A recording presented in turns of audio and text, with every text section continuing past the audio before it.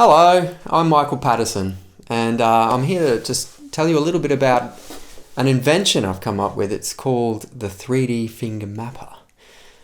I created this tool because I noticed some of my students weren't consciously making decisions about how to configure their fingers on the string, especially when reading new music.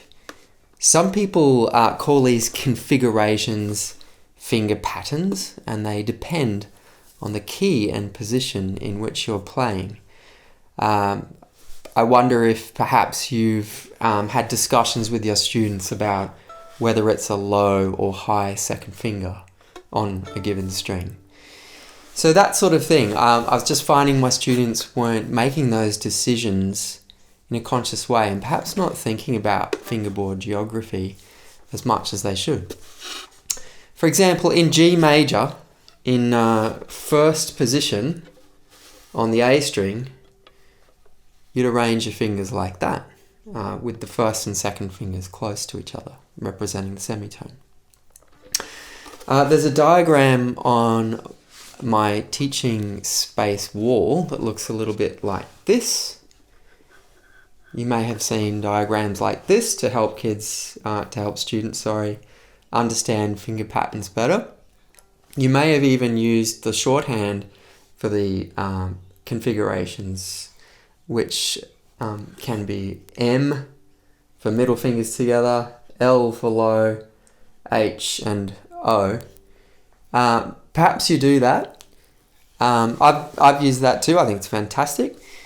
I've also found myself drawing diagrams on a piece of paper, just 4 lines and just dots to represent the spaces, whether it's semitones, tones, augmented seconds, etc.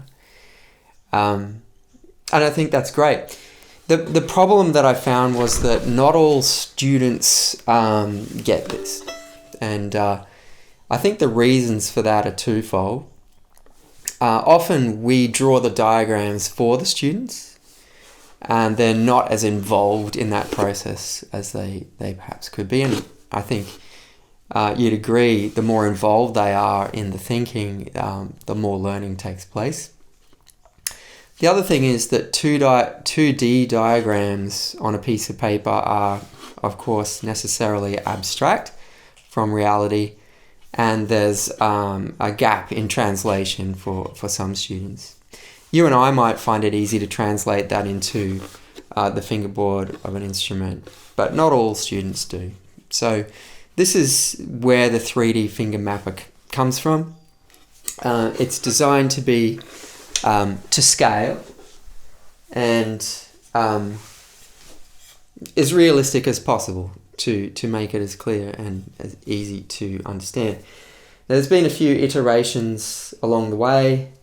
A white 3D printed one with magnets.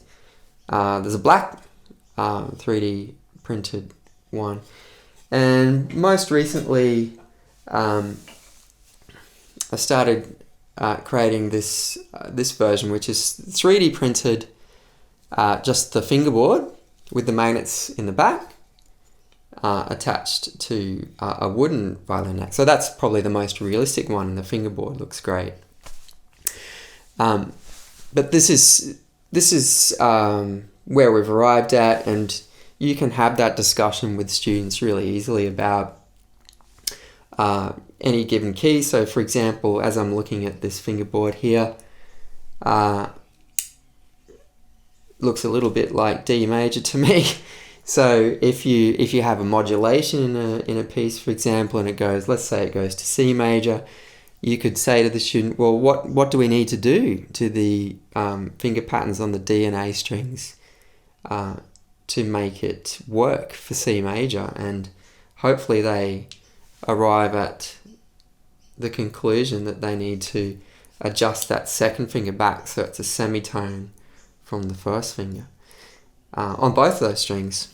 Or if it was G major, well, it's going to be a different pattern on each string. So it's about that discussion and creating the finger pattern on something that's realistic.